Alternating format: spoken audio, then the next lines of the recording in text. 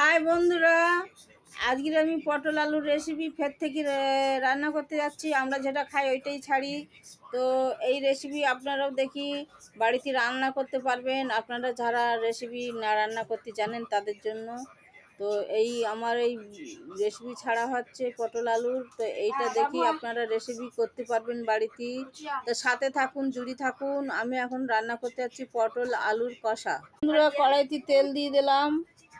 বন্ধুরা, এখানে পেঁয়াজ কাটা হয়ে গেছে, টমেটোর 2 পিস কাটা হয়ে গেছে, এখানে 1 কেজি পটল নেওয়া হয়ে গেছে, 500 আলু নেওয়া হয়ে গেছে। তো এখানে আমি রেসিপি কেটে ধুই ছাপা করে রেখে দিয়েছি, অনেক জল দিয়ে ধুয়ে নিয়েছি। তো একসাথে একটা থালার মধ্যে সাজিয়ে নিয়েছি পেঁয়াজ, টমেটোর, পটল এই যে গোল গোল করে চাকা চাকা করে কাটা হয়েছে, কষানো হবে। পটল কষানো কাটা হয়েছে এরকম সাইজ।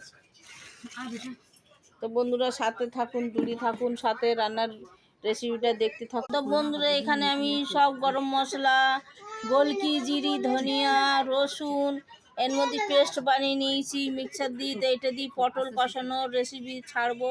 তো আপনারা দেখি লাইক শেয়ার করে দেবেন, কমেন্ট করে দেবেন, একটা ভালো করে সাবস্ক্রাইব করে যাবেন। বন্ধুরা, এইভাবে সাথে জুড়ে থাকবেন আর আমার রেসিপি এইভাবে দেখতে থাকবেন। আপনাদের অনেক অনেক ধন্যবাদ জানাচ্ছি দেখার জন্য। চলুন, সাথে রেসিপি রান্না করছি, দেখবেন কিভাবে রাঁধছি। দেখতেই পাচ্ছেন পটল কষাতে যাচ্ছে আমি। পটল কষানো রান্না হবে আজ। আমি 1 চামচ তেলের মধ্যে নুন দিয়ে দিলাম যাতে তেলটা না ছিটকায় আর সব সিদ্ধ হয়ে যায়, সেই জন্য 1 চামচ নুন দিয়ে দিলাম তেলের মধ্যে। বন্ধুরা, এই 2টো লঙ্কা আর এই তেজপাতাটা ধুয়ে নিয়েছি, এই যে জল আছে এটা ছিটকাবে। এখানে মৌরি নিয়ে নিয়েছি, সাদা জিরি, 5 ফোড়ন, কালো জিরি, এগুলো তেলের মধ্যে ফোড়নে দিয়ে দিলাম।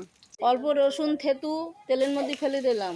আর পেঁয়াজ, কাঁচা লঙ্কা দিয়ে দিলাম। তেল নাড়াচাড়া করে নেবো একটু। 1 চামচ চিনি দিয়ে দিচ্ছি। এই তেলের মধ্যে পেঁয়াজ রসুন লাল করে নিয়েছি, এর মধ্যে চিনি ফেলে মশলাটা দিয়ে দিলাম তেলের মধ্যে। যখন মশলা নাড়াচাড়া করে নেবো ভালো করে। চামচ কালারের জন্য হলদি দিয়ে দিচ্ছি, 2 চামচ ছোট চামচের হলদি দিয়ে দিলাম। একটু ভালো করে নাড়াচাড়া করে নিলাম। পটল, আলু সব কিছু, টমেটোর একসাথে ঢেলে দিলাম কষানোর জন্য। এবার কষিয়ে নেবো, ভালো করে কষিয়ে নেবো আমি।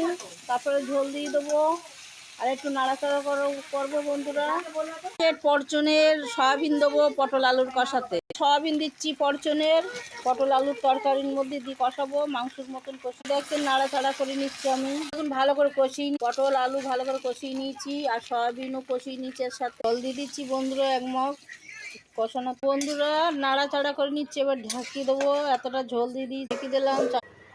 বন্ধুরা, তরকারি আমার রেডি হয়ে গেছে, এখানে তৈরি হয়ে গেছে। আমার তরকারি রেডি হয়ে গেছে। এখানে মাখা মাখা ঝোল রেখেছি পটল আলু।